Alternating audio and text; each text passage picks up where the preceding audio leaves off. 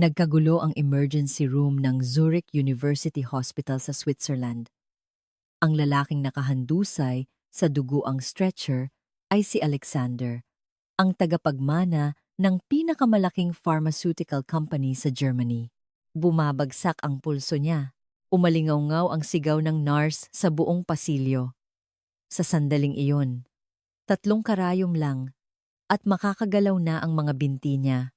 Napalingon ang lahat. Isang 23 sa taong gulang na Pilipina ang nagsalita. Nanginginig ang boses. Siya si Lara Santos, isang estudyanteng huminto muna sa pag-aaral ng Traditional and Integrative Medicine na sumama lang sa kanyang ina na janitor sa ospital. Ano? Nagbibiro ka ba? Humalakhak ng mapanlibak si Dr. Schmidt, ang pinuno ng neurology. Isang pasyenteng 3 taon nang hindi makalakad, gagaling sa pamamagitan ng kababalaghan mula sa silangan. Hawak ni Lara ang isang maliit na sisidla ng mga karayom. Pamana ito ng kanyang lolo. 3 lang po. Pakiusap. Bigyan niyo lang ako ng isang pagkakataon. Nagmakaawa si Lara, ngunit tinawanan lang siya ng mga medical staff. Sa pagkakataong iyon, bahagyang gumalaw ang daliri sa paa ni Alexander. Walang nakapansin, pero nakita ni Lara, baka may drug poisoning ang pasyenteng iyan? Hoy! Babaeng baliw! Pigilan niyo siya. Huwag niyong hayaang hawakan ang pasyente. Sa utos ni Dr. Schmidt, akmang hihilahin ng mga security guard si Lara. Ngunit sa sandaling iyon, "Sandali!" Mahinang sabi ni Alexander. "Hayaan! Anling niyo siya!" Biglang tumahimik ang emergency room. Ang alimang milyonaryo na 3 taon nang paralisado mula baywang pababa at nakakulong sa wheelchair. Bakit siya magtitiwala sa isang babaeng mula sa silangan? Gayong sinukuan na siya ng pinakamagagaling na doktor sa mundo. Nanginginig ang kamay ni Lara habang inilalabas ang karayom. Ito ay illegal sa ilalim ng Swiss medical law. Kapag nahuli, deportasyon ang katapat. Ngunit narinig niya ang boses ng kanyang lolo. "Lara, apo, ang paggagamot ay walang hangganan." Itinusok ang unang karayom sa isang pressure point sa ilalim ng tuhod ni Alexander. Ang pangalawang karayom ay tumama sa isang nerve point malapit sa kanyang bukong-bukong. Ang pangatlong karayom. Malinaw na gumagalaw ang mga daliri sa paa ni Alexander. Imposible. Hindi ito maaaring mangyari. Nagpanik ang mga medical staff. Sa isang sulok ng ER, isang lalaki ang tahimik na nagmamasid. Si Tomas, isang 50 anyos na janitor. Ang kanyang mga mata, na dating pag-aari ng isang doktor, ay matalas na kumislap. May kakaiba sa babaeng iyon, isip niya. Hindi siya makapaniwala sa nangyari. Totoo ba na sa pamamagitan lang ng 3 karayom ay napagalaw niya ang daliri ng isang paralisadong pasyente? Patakbong lumapit ang kanyang ina, tulak-tulak ang cart ng panlinis. Paano kung mahuli ka sa iligal na paggagamot? Nanginginig pa rin ang mga kamay ni Lara. Mahigpit niyang hinawakan ang sisidlan ng karayom ng kanyang lolo habang humihinga ng malalim. "Nay, may kakaiba po sa pasyenteng iyon." "Anong kakaiba?" "Mukhang drug poisoning at parang sinadya." Sa sandaling iyon, may lumapit sa kanila. "Tama ka, iha." Si Tomas, ang janitor. Ngumiti siya habang kinakamot ang kanyang ubaning buhok. "Noong doktor pa ako, may nakita na akong kasong katulad niyan. Doktor po kayo dati?" 15 taon na ang nakalipas. Ngayon, tulad ng nakikita ninyo. Itinuro ni Tomas ang kanyang uniforme ng janitor. Ang malalalim na kulubot sa paligid ng kanyang mga mata ay naglalaman ng lungkot. Biglang nagkaroon ng komosyon sa ER. Si Mr. Alexander ay ililipat na sa kanyang private room. Ipatupad ang Special Security Protocol. Isang grupo ng mga security guard na nakaitim na suit ang dumating. Isa sa kanila ang nakapansin kay Lara. "Ikaw, yung Pilipina kanina, di ba?" Hinahanap ka ni Mr. Alexander. Kumabog ng malakas ang dibdib ni Lara. "Huwag mong sabihing Idedemanda niya ako? Sa labas ng VIP room, nakatayo ang tiyuhin niyang si Friedrich. Tinitigan siya nito mula ulo hanggang paa. Huwag mong guluhin ang pamangkin ko, gamit ang iyong mga pangkukulam mula sa silangan. Ang malamig na German accent nito ay nagpataas ng balahibo sa kanyang likod. Bumukas ang pinto ng silid. Nakahiga si Alexander sa kama. Maputla ang kanyang mukha, ngunit may buhay ang kanyang mga mata. Lumapit ka, sabi niya sa wikang Tagalog. Nagulat si Lara, kaya napangiti siya. 1 taon akong nagtrabaho sa Maynila dahil sa negosyo namin sa pharmaceuticals. Ah, kanina po sinabi ninyo. Sinabi ko pong drug poisoning. Tumango si Lara. Kakaiba po ang pulso ninyo. Hindi ito normal na paralysis. Naging madilim ang ekspresyon ni Alexander. 3 taon na akong hindi makalakad mula noong maaksidente ako sa sasakyan. Aksidente? Aksidente po ba talaga? Sa isang iglap, nagbago ang tingin ni Alexander. May itinatago siya. Ang pangalan mo ay Lara Santos, tama? Natutunan mo daw ang acupuncture sa lolo mo? Inilabas ni Lara ang isang maliit na talaarawan. Noong panahon ng isang malakas na bagyo noong dekada 0, isang German medical mission ang nagligtas sa lolo ko. German medical mission? Sinubukan ni Alexander na bumangon, ngunit hindi sumunod ang kanyang mga binti. Nakasulat po rito na ang pangalan ng pinuno ng medical team ay Hans von Müller. Nanlaki ang mga mata ni Alexander. Iyan ang pangalan ng lolo ko. Kinabukasan, 6 ng umaga, binabasa ni Lara ang talaarawan ng kanyang lolo sa basement storage ng ospital. Ang kanyang ina ay naglilinis sa itaas na palapag. Nakaligtas ako dahil sa penicillin na ibinigay ng doktor na Aleman. Nakaantig sa puso niya ang nanginginig na sulat kamay ng kanyang lolo. Iha, nandito ka lang pala. Pumasok si Maria, isang nurse na Italyana, isang masayahing babae na nasa 30s. Wow! Ano yan? Isang libro ng mahika mula sa silangan? Mga sikreto po ito ng acupuncture. Wow! Kaya pala may himalang nangyari kahapon. Exaggerated na, sabi ni Maria.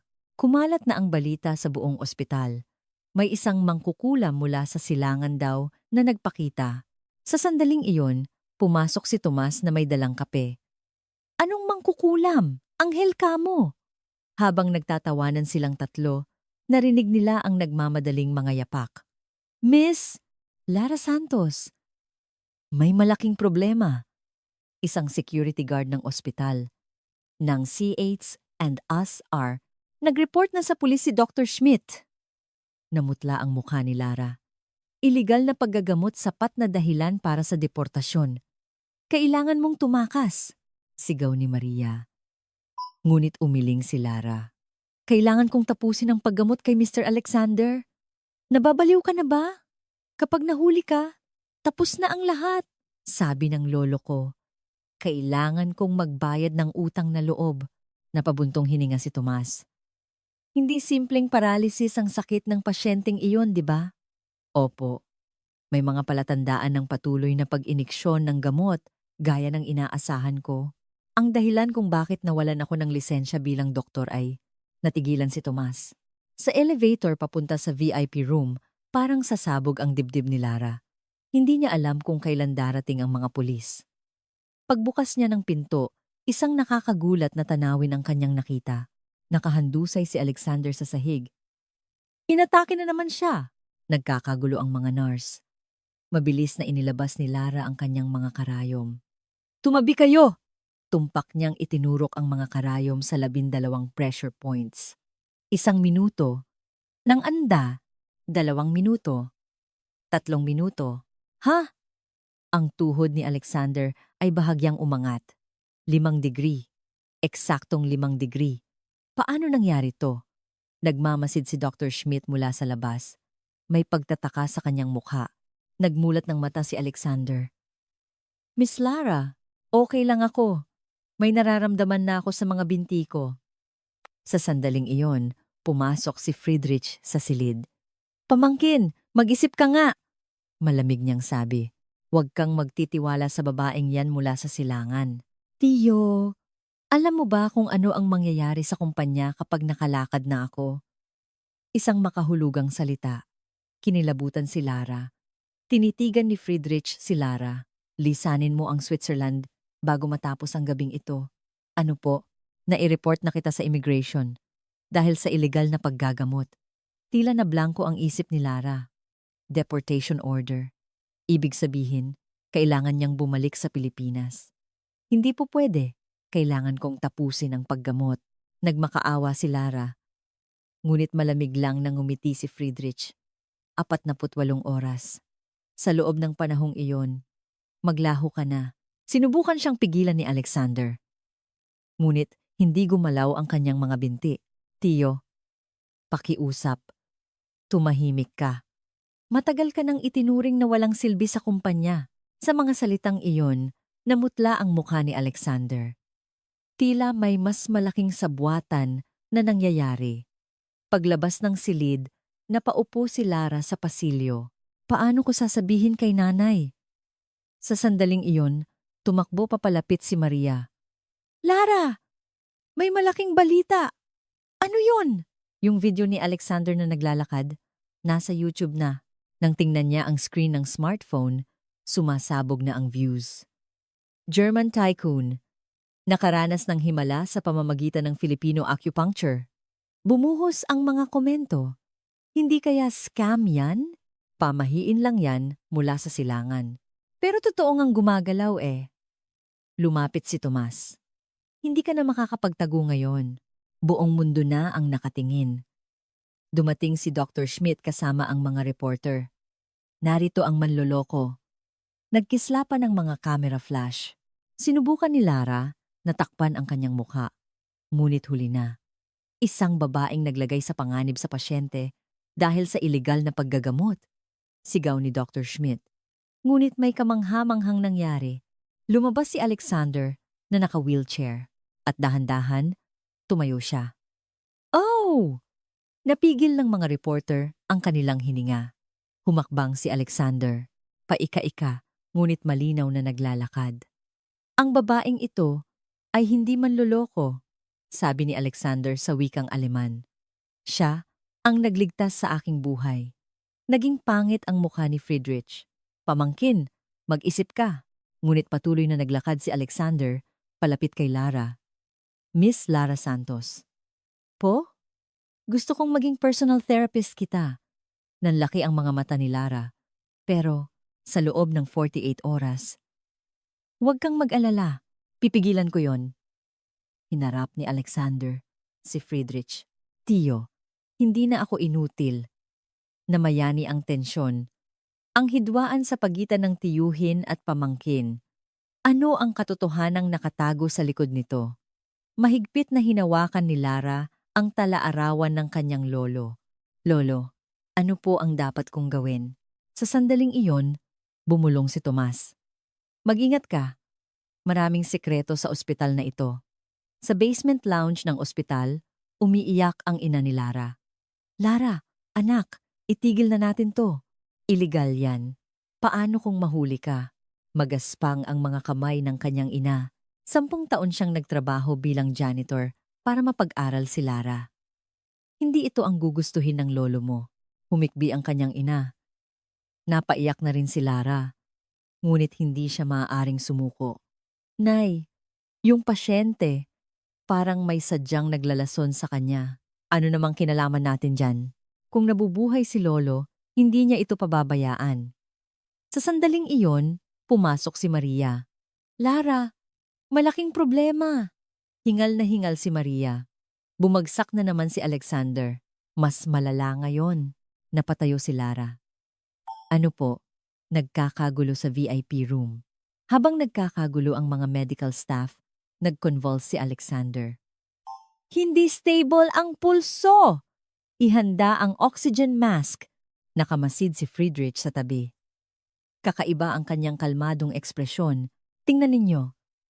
Iyan ang side effect ng panggagamot. Mula sa silangan. Sinabi niya ito kay Dr. Schmidt. Sinubukang pumasok ni Lara ngunit hinarangan siya ng mga guwardiya. Bawal pumasok.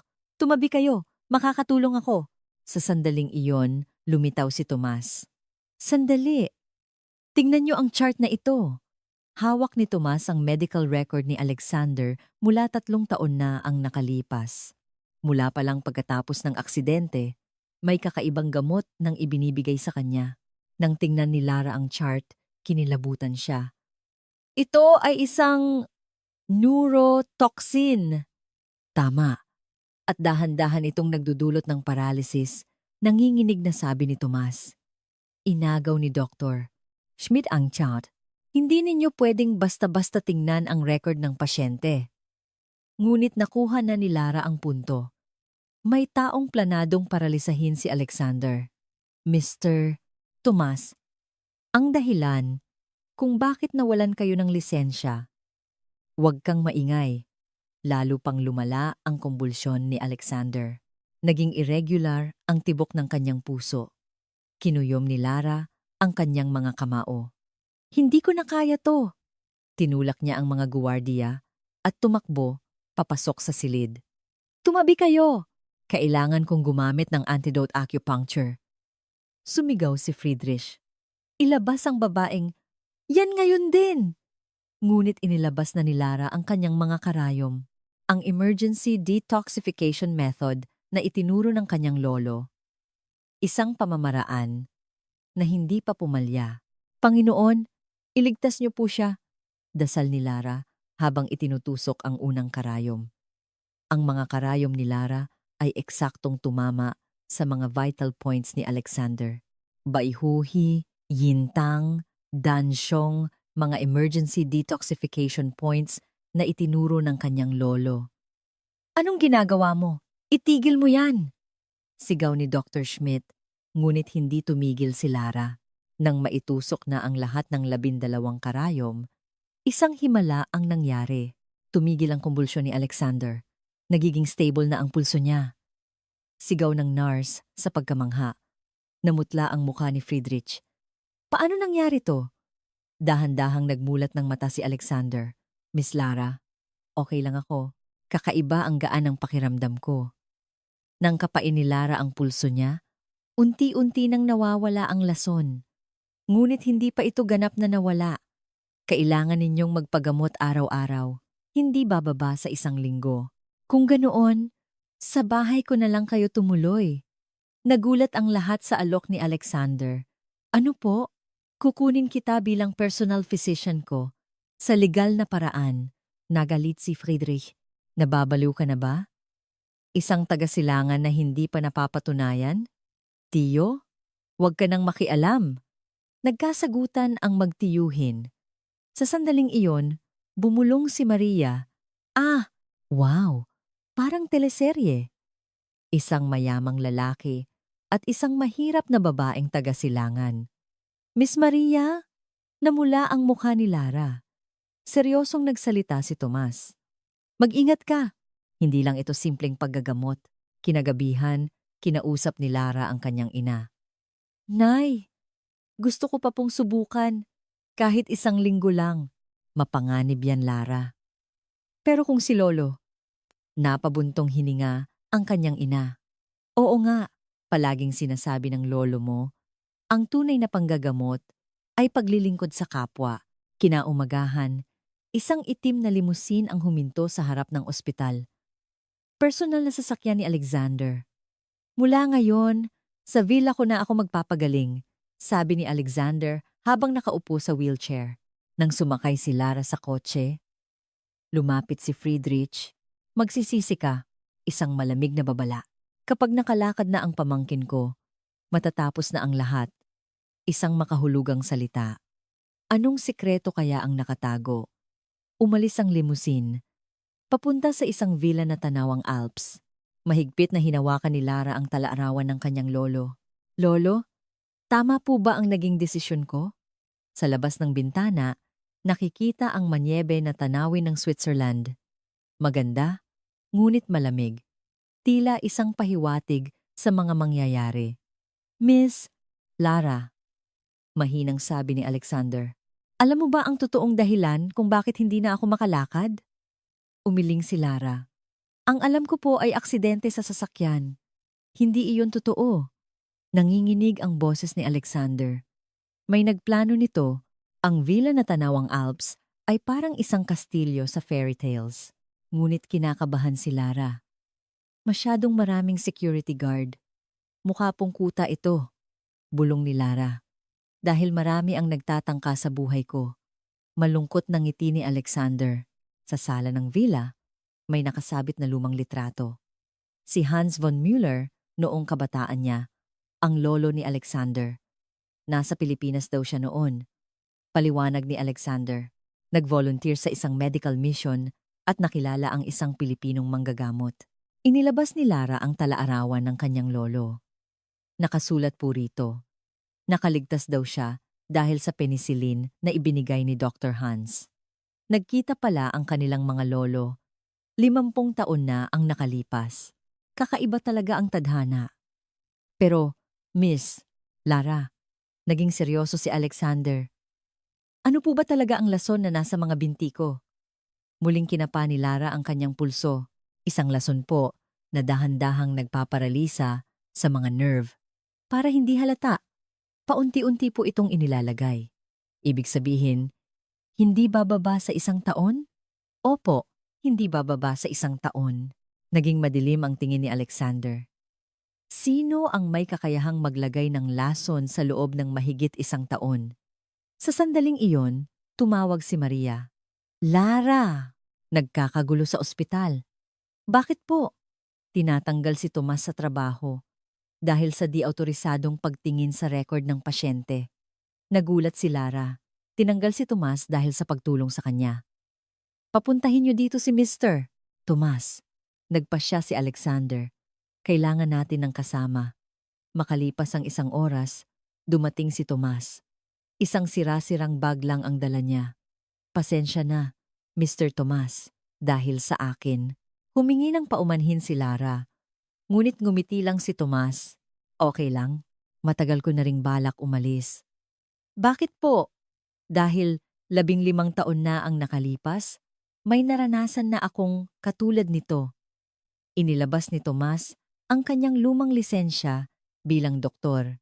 Sa kupas na litrato, naroon ang kanyang kabataan. Isang pasyente ang namatay dahil sa drug poisoning. Inosente ako pero pinagbintangan po kayo? Walang ebidensya. Masyadong makapangyarihan ang may sala.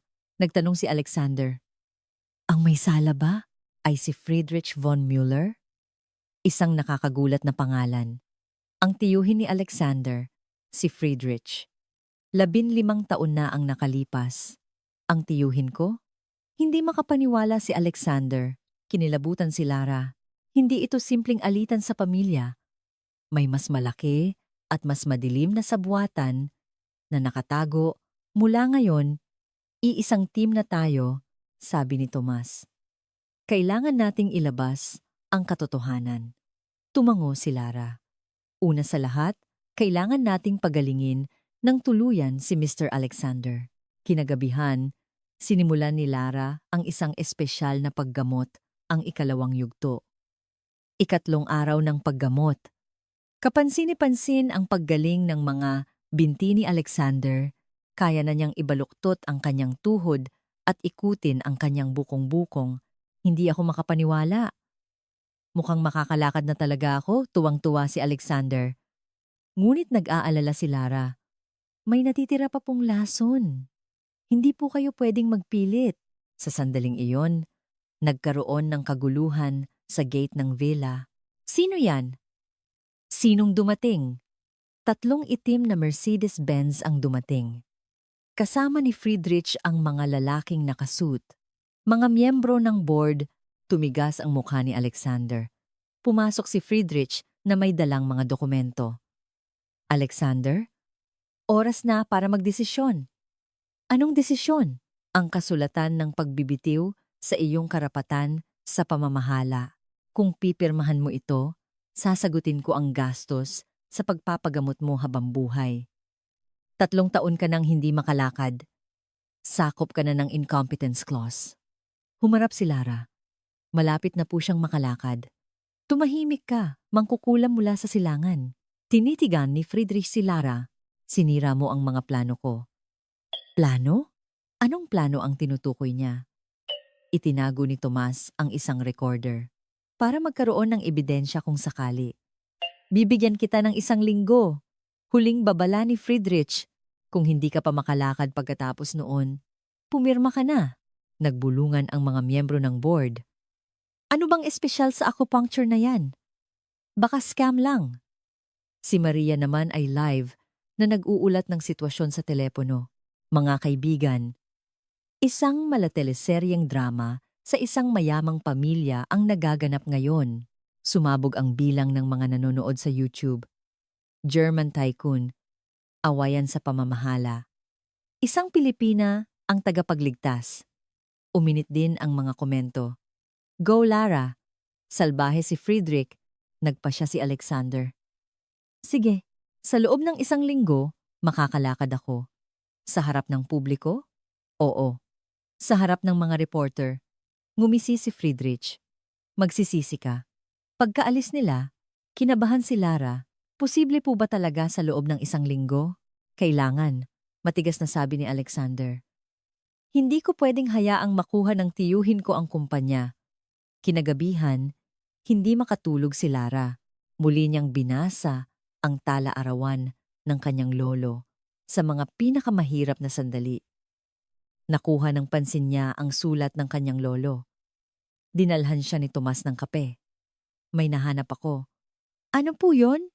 Ang pasyenteng pinatay ni Friedrich, 15 taon na. Ang nakalipas ay ang ama ni Alexander. Isang nakakagulat na katotohanan. 15 taon na palang pinag-iinteresan ni Friedrich ang pamilyang ito. Kailangan po ba nating sabihin kay Mr. Alexander? Wag muna. Kailangan natin ng ebidensya. Nagpa siya si Lara. Sa loob ng 1 linggo, kailangan niyang mapalakad si Alexander at ilabas ang katotohanan. Mahigpit na siyang hinawakan ang mga karayom ng kanyang lolo. Sa 5 araw, isang himala ang nangyari. Nakakalakad ako. Nakakalakad talaga ako. Naglalakad si Alexander sa hardin ng villa. Hindi pa ika-ika, kundi diretso. Maging si Lara ay hindi makapaniwala. Hindi niya inaasahan na ganito kabilis ang paggaling. Kinukunan ni Maria ng video habang sumisigaw. Grabe! Totoong himala to. Umabot na sa 10 milyon ang views sa YouTube. Buong mundo ang nakasubaybay. Sa press conference 2 araw mula ngayon, makakalakad na siya ng perpekto. Tiwalang sabi ni Lara. Ngunit kinabahan si Tomas. Masyadong mabilis. May kakaiba. Kinagabihan, nagkaroon ng maliit na selebrasyon. Itinaas ni Alexander ang kanyang baso ng champagne. Miss Lara, ikaw ang anghel sa buhay ko. Sobra naman po yan. Hindi. Seryoso ako. Ang tingin ni Alexander kay Lara ay mainit. May kakaibang damdaming nararamdaman. Sa sandaling iyon, pabirong nagsalita si Maria. Amoy pag-ibig. Namula ang mukha ni Lara. Miss Maria, hindi po ganyan. Ngunit hindi tumanggi si Alexander. Sa halip, lalo pa niyang tinitigan si Lara ng may pagmamahal. Miss Lara, kapag tuluyan na akong gumaling, itinigil ni Alexander ang sasabihin. Sa sandaling iyon, biglang bumagsak si Alexander. Isang sigaw ng sakit ang umalingaw-ngaw sa villa. Hindi! Bakit nangyayari to? Nagpanik si Lara. Kinapa ni Tomas ang pulso. Ito ay bagong lason. Ano? May naglagay na naman ng lason. Kamakailan lang, tumingin si Lara sa paligid. Sila lang ang nasa party. Huwag mong sabihin. Kinuha ni Lara ang baso ng champagne. May puting pulbos na natira sa ilalim. Inihalo sa inumin. Ngunit sino? At kailan? Mabilis na inilabas ni Lara ang mga karayom, ngunit iba na ngayon. Hindi tumatalab ang mga karayom. Hindi! Bakit ayaw gumana? Seryoso ang mukha ni Tomas. Hindi ko pa nakikita ang lason na ito. Espesyal na ginawa. Sa sandaling iyon, tumunog ang telepono ng villa. Si Friedrich. Pamangkin, kumusta? Ano ang pakiramdam na hindi na naman makalakad? Isang malamig na pangungutya. Gawa mo to, Tiyo. May ebidensya ka ba? Ngumisi si Friedrich. 2 araw na lang ang natitira. Ihanda mo na ang kasulatan ng pagbibitiw. Naputol ang tawag. Lahat ay nawalan ng pag-asa. Napaiyak si Lara. Masyado akong naging kampante. Hirap na nagsalita si Alexander. Hindi mo kasalanan, Miss Lara. Pero, at may espiya sa atin. Isang nakakagulat na salita. May traidor sa isa. Sa mga taong pinagkakatiwalaan nila. Nagkatinginan sina Lara, Tomas, at Maria. Sino kaya ang traidor? Ika-4 ng madaling araw, gising pa rin si Lara. Umuungol sa sakit si Alexander. Masyadong sopistikado ang lason na ito, sabi ni Tomas habang sinusuri ang dugo sa mikroskopyo. Sa isang pharmaceutical company lang ito magagawa. Naintindihan ni Lara. Si Friedrich ang presidente ng pharmaceutical division, di ba? Is greater than. Tama. Malamang siya mismo ang gumawa. Pero paano niya nailagay sa champagne? 4 lang tayo sa party. Nanginginig na nagsalita si Maria. Hindi ako yun. Totoo. Hindi rin ako. Matigas na sabi ni Tomas. Nagkaroon ng tensyon at pagdududa sa isa't isa. Nasira ang tiwala. Sa sandaling iyon, hirap na bumangon si Alexander. Tama na. Huwag tayong mag-away. Pero, isa sa atin, tingnan natin ang CCTV. Pagpunta ni Lara sa security room ng villa, nagulat siya. Kahapon ng hapon, may isang taong pumasok sa kusina. Si Maria. Miss Maria. Hindi makapaniwalang tumingin si Lara. Umiiyak si Maria. Hindi ako! Ngunit kahina-hinala ang oras bago pa ihanda ang champagne. Hinawakan ni Tomas si Maria. Magsabi ka ng totoo. Magkano ang ibinayad sa'yo ni Friedrich? Hindi nga ako, umiiyak na sabi ni Maria. Sa sandaling iyon, may napansin si Lara. Sandali, tingnan niyo ang video na ito. May isa pang tao sa CCTV. Isang taong nakasuot ng uniforme ng janitor. Hindi makita ang mukha, ngunit ang katawan. Mr. Tomas, hindi po ba kayo yan? Nagulat si Tomas. Nasa hardin ako ng mga oras na yon. Nagpatong-patong ang pagdududa. Sino ang totoong traidor? Bumagsak si Alexander. Wala na tayong oras. 36 oras na lang bago ang press conference. Kailangang magdesisyon ni Lara. Kailangan muna nating alisin ang lason. Muli niyang binuklat ang talaarawan ng kanyang lolo. Sa bingit ng kamatayan, gamitin ang pinakamalakas na pamamaraan ng acupuncture, ang huling sikreto ng kanyang lolo. Lumabadong. Lumabas muna kayong lahat, matigas na sabi ni Lara. Kailangan kong mag-concentrate. Lumabas sina Maria at Tomas. Parehong may hinanakit sa mukha. Naiwan si Lara kasama si Alexander. Salamat sa pagtitiwala mo sa akin. Ikaw lang ang pinagkakatiwalaan ko. Mahinang ngiti ni Alexander. Sinimulan ni Lara ang isang napakahirap na pamamaraan ng acupuncture. Isang mapanganib na paraan ng pagtusok sa 30 ais na pressure points ng sabay-sabay. Isang pagkakamali lang, buhay ang kapalit. Lolo, pakiusap. Pumasok ng malalim ang unang karayom. Namimilipit sa sakit si Alexander. Pangalawa, pangatlo, basa ng pawis ang noo ni Lara. Magtatagumpay kaya siya? At sino ang totoong traidor? Ang 36 na karayom ay naipasok na lahat. Basang-basa ng pawis ang buong katawan ni Lara. Pakiusap. Pakiusap. Mabuhay ka. Ngunit hindi gumalaw si Alexander. Maging ang kanyang hininga ay hindi marinig. Hindi! Kinapa ni Lara ang kanyang pulso, ngunit napakahina nito. Sa sandaling iyon, biglang bumukas ang pinto. Pumasok si Friedrich kasama ang mga pulis. Huli ka sa akto ng ilegal na paggagamot. Malamig siyang ngumiti. Arestuhin siya. Pinusasan ng mga pulis si Lara. Hindi! Ginagamot ko pa siya! Pumalag si Lara, ngunit walang nangyari. Hinila rin papasok sina Tomas at Maria. Pareho silang nakaposas. Mga kasabwat! Ngumisi si Friedrich. Sa sandaling iyon, isang nakakagulat na eksena ang naganap. Tumayo si Maria sa tabi ni Friedrich. Magaling Maria. Tinanggal ni Friedrich ang posas ni Maria. Patawad, Lara. Malamig na sabi ni Maria. Mulat sa pool, kakampi na ako ni Friedrich. Nanginginig sa galit at pagtataksil si Lara. Bakit? Bakit mo ginawa to? Pera! Ano pa ba? Nagkibit balikat si Maria. Ang sweldo ko bilang nurse, kahit habang buhay akong magtrabaho, hindi ko kikitain ang ibinayad niya sa akin. Nagalit si Tomas. Maruming traidor. Kailangan ko ring mabuhay. Malamig na sabi ni Maria. Inilabas ni Friedrich ang isang dokumento. Kumatose na si Alexander. Tumingin si Lara kay Alexander. Mukhang ang wala na siyang malay.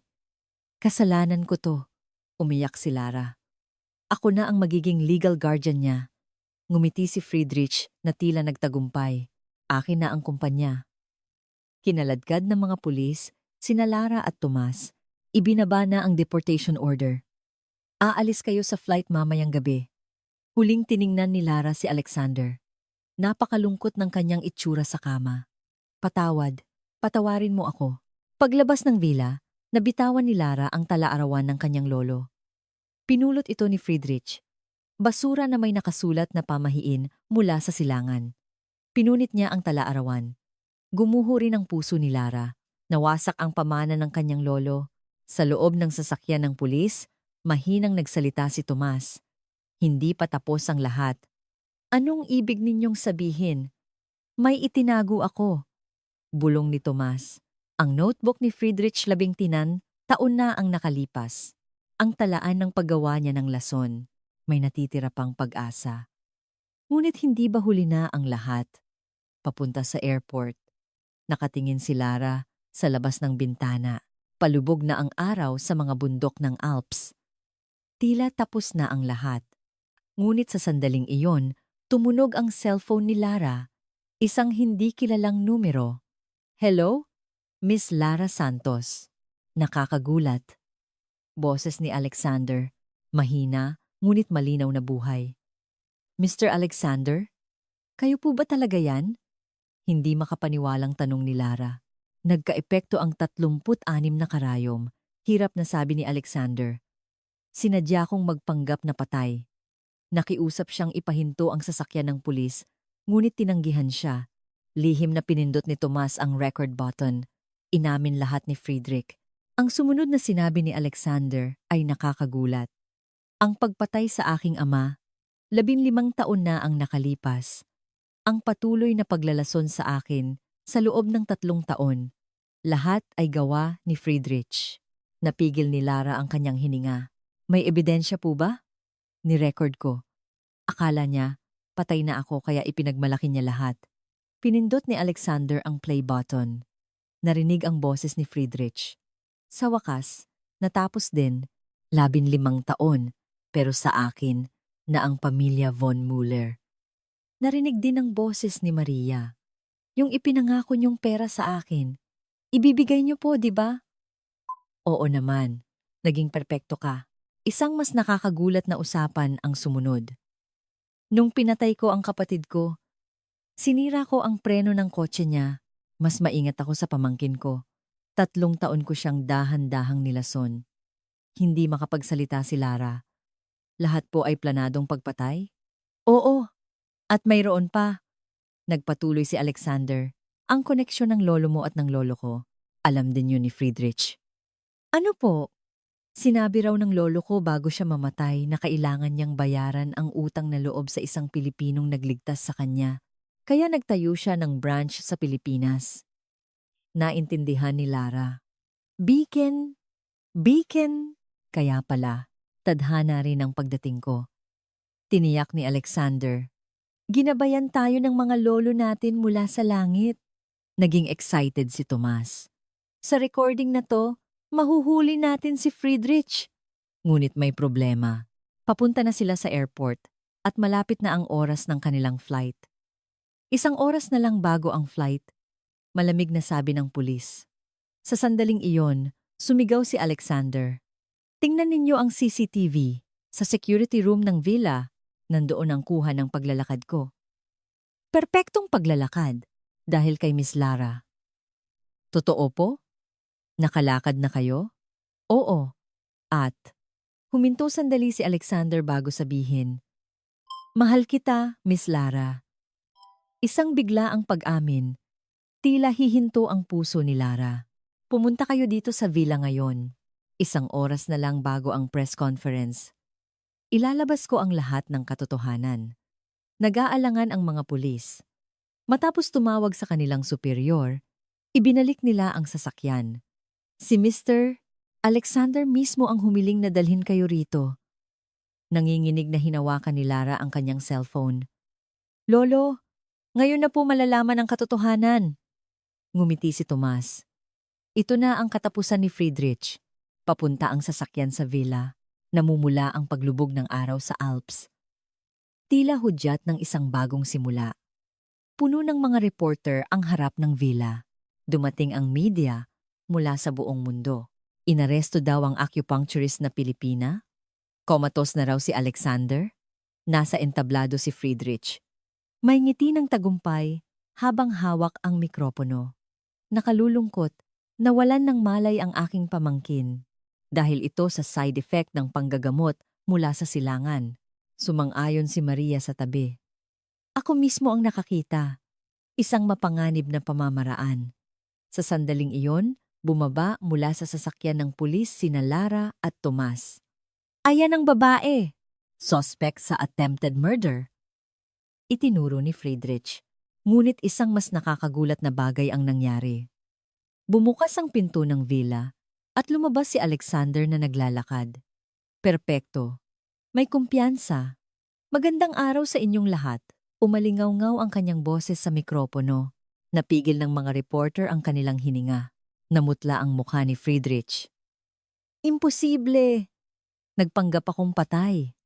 Malamig na sabi ni Alexander. Para marinig ang pag-amin mo, Tiyo. Lumabas sa malaking screen ang isang video. Ang eksena kung saan inaamin ni Friedrich ang pagpatay. Gawa-gawa lang yan. Sigaw ni Friedrich. Inilabas ni Tomas ang ebidensya. Ang notebook ng paggawa ng lason, 15 taon na ang nakalipas.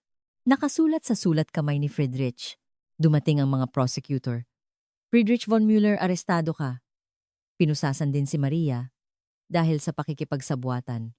Ipagkakanulo mo ako. Magkakampi tayo. Sigaw ni Maria kay Friedrich. Isa ka lang kasangkapan. Lumabas ang tunay na kulay ni Friedrich. Lumakad si Alexander papalapit kay Lara. Miss Lara, iniligtas mo ako. Hindi po. Malakas lang po ang kalooban ninyo. Mapagkumbabang sabi ni Lara. Sa sandaling iyon, isang kamangha-manghang bagay ang nangyari. Nagsimulang umulan ng niyebe. Tingnan mo. Itinuro ni Alexander ang langit. Mukhang binabasbasan tayo ng mga lolo natin. Inilahad ni Lara ang kanyang kamay upang saluhin ang niyebe. Malamig, ngunit may init na pakiramdam. Bumuhos ang mga tanong mula sa mga reporter. Paano kayo tuluyang gumaling? Totoo bang epektibo ang acupuncture? Kinuha ni Lara ang mikropono. Sa panggagamot, walang kanluran o silangan. Kung buong puso kang magpapagaling, mangyayari ang himala, idinagdag ni Tomas. Mababalik ko na ang aking lisensya bilang doktor.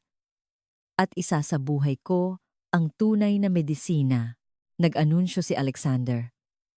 Ang aming kumpanya ay magtatayo ng isang bagong research institute. Gagawa kami ng mga paraan ng paggamot na pinagsasama ang medisina ng kanluran at silangan. Ang pangalan nito ay Santos von Müller Research Institute. Naluha si Lara, ang pangalan ng kanyang lolo ay maaalala magpakailanman. Habang isinasakay sa sasakyan ng pulis, sumigaw si Friedrich. Magsisisi kayo! Ngunit walang nakarinig. Ito ang sandali ng tagumpay ng hustisya sa korte, araw ng huling hatol kay Friedrich. Inaamin mo ba ang mga kasong pagpatay at attempted murder? Kalokohan, patuloy na itinanggi ni Friedrich. Ngunit malinaw ang ebidensya. Tumayo si Lara sa witness stand. Ito po ang lason na natagpuan sa pulso ng biktima. Inilabas ang resulta ng forensic analysis. 100% tugma sa lason na ginawa ni Friedrich. Hinatulan ka ng habambuhay na pagkabilanggo. Umalingaw-ngaw ang tunog ng martilyo ng hukom. Si Maria ay hinatulan ng 5 taong pagkakakulong. Nabawasan ang sentensya dahil sa kanyang pag-amin. Paglabas ng korte, sinabi ni Alexander, "Napatawad ko na ang tiyuhin ko." Nagulat si Lara. "Bakit po?" "Pinatay niya ang ama ninyo. Ang galit ay isa ring lason," kalmadong sabi ni Alexander. "Kailangan kong magpatawad para maging malaya." Tumango rin si Tomas. "Tama, pinatawad ko na rin si Friedrich." Dahil doon, gumaan ang pakiramdam ko. Naghanda silang 3 para sa isang bagong simula. Ang pagbubukas ng institute ay sa susunod na linggo, ngunit isang gabi, bago ang pagbubukas. Bumagsak na naman si Alexander. "Bakit po nangyayari to?" Nagpanik si Lara. Nakakagulat ang resulta ng pagsusuri sa ospital. Brain tumor. Terminal stage na. Ano? Malamang natakpan ito ng epekto ng lason. Paliwanag ng doktor, hindi na rin ito maaaring operahan. Gumuho ang mundo ni Lara. Kagagaling lang niya, ngunit haharap na naman sa kamatayan. "Lolo, hindi po ito makatarungan." Umiiyak na dasal ni Lara. Sa sandaling iyon, naalala niya ang isang piraso ng tala-arawan ng kanyang lolo. Ang pahinang pinunit ni Friedrich. Tumakbo si Lara papunta sa villa. Hinalungkat niya ang basurahan at natagpuan ang mga piraso. Nang buuin niya ito, isang kamangha-manghang nilalaman ang nabasa niya. Sa bingit ng buhay at kamatayan, gamitin ang 108 na karayom. Isang pagkakamali, kamatayan. Ngunit kung magtagumpay, lahat ng sakit ay gagaling. Ang pinakahuling sikreto ng kanyang lolo, isang mapanganib na pamamaraan na hindi pa niya nagamit. Nagpasya si Lara. "Gagawin ko po." Sinubukan siyang pigilan ni Alexander. "Mapanganib yan. Hindi na mahalaga ang buhay ko." "Hindi. Mahal kita." Unang pag-amin ni Lara. "Kaya ililigtas kita." Araw ng pagbubukas, inihanda ni Lara ang 108 na karayom. Si Tomas ang kanyang katulong at nanonood ang media. Kung magtagumpay, isang himala. Kung mabigo, isang pagpatay. Pumasok ang unang karayom, 10, 20, 50. Namutla ang mukha ni Alexander. Tila hihinto ang kanyang puso. 100, 105. Ang huling 3 karayom. Nanginginig ang kamay ni Lara. "Lolo, pakiusap." Tumpak na pumasok ang huling karayom. 1 minuto, 2 minuto, 3 minuto, walang reaksyon. Sa sandaling iyon, nagmulat ng mata si Alexander. "Miss Lara, buhay ako." "Opo," at malinaw ang isip ko. Sa resulta ng MRI, nawala ang tumor, isang bagay na imposible sa medisina. Tunay na himala, hindi makapaniwala maging ang mga doktor. 1 taon ang lumipas. Isang espesyal na gusali ang itinayo sa Zurich, Switzerland, ang Santos von Müller Medical Research Institute. Sa pagbubukas, dumalo ang mga medical professional mula sa buong mundo upang ipagdiwang ang pagsasama ng medisina ng silangan at kanluran. Tumayo si Lara sa entablado. Siya na ngayon ang direktor ng institute. Walang hangganan ang panggagamot. Kung buong puso kang magpapagaling, mangyayari ang himala. Bumuhos ang palakpakan. Umiiyak din ang ina ni Lara sa harap. "Ipinagmamalaki kita, anak." Naging deputy director si Tomas. Nabawi niya ang kanyang lisensya at nagtuturo na sa mga nakababatang doktor. "Masaya akong maging doktor muli pagkatapos ng 17 taon. May masayang ngiti sa kanyang labi. Si Maria, pagkatapos makalaya, ay nag-volunteer sa institute. Taos-puso siyang nagsisisi. "Salamat sa pagpapatawad mo, Lara. Lahat naman nagkakamali. Ang mahalaga ay magsimula muli." Si Alexander ay ganap ng malusog. Matagumpay niyang pinapatakbo ang kumpanya at sinusuportahan ang institute. At nakilala ni Lara ang isang espesyal na pasyente. Isang 10 taong gulang na batang Pilipina na paralyzed mula baywang pababa dahil sa isang aksidente. Ma'am, makakalakad din po ba ako? Oo naman. Mainit na ngumiti si Lara. Gaya ng ginawa ng kanyang lolo, sinimulan niyang magtusok ng karayom. Bahagyang gumalaw ang daliri sa paa ng bata. Gumagalaw. Tuwang-tuwa ang mga magulang ng bata. Naintindihan ni Lara. Ito ang nais ng kanyang lolo, ang magbigay ng pag-asa sa pamamagitan ng panggagamot na lumalagpas sa hangganan at lahi. Lumaki ng lumaki ang institute. Nagkaroon ito ng mga sangay sa buong mundo. Gabi-gabi, nagsusulat si Lara sa kanyang tala-arawan tulad ng kanyang lolo. Ngayong araw, isa na namang buhay ang aking nailigtas. Ayon sa itinuro ninyo, lolo. May pagmamahal at pag-aaruga. Tanaw sa bintana ang Alps. Maganda ang manyebe na bundok na tinatamaan ng papalubog na araw. Lumapit si Alexander at sinabi, "Salamat sa pagligtas mo sa akin. Ang himala na nagsimula sa 3 karayom. Hindi lang ito simpleng panggagamot. Ito ay tungkol sa pag-ibig, pagpapatawad, at pag-asa. Doon nagsisimula ang tunay na paggaling. Tila naririnig niya ang boses ng kanyang lolo. Magaling. Apo kong si Lara. Kumusta ang kwento natin ngayon? Saan ka man nakikinig sa sandaling ito? Ibahagi mo sa amin ang iyong kwento sa mga komento. Mag-subscribe at i-like ang aming channel para mauna kang makapanood ng aming mga pinakabagong video. Maraming salamat sa iyong pagsama ngayong araw.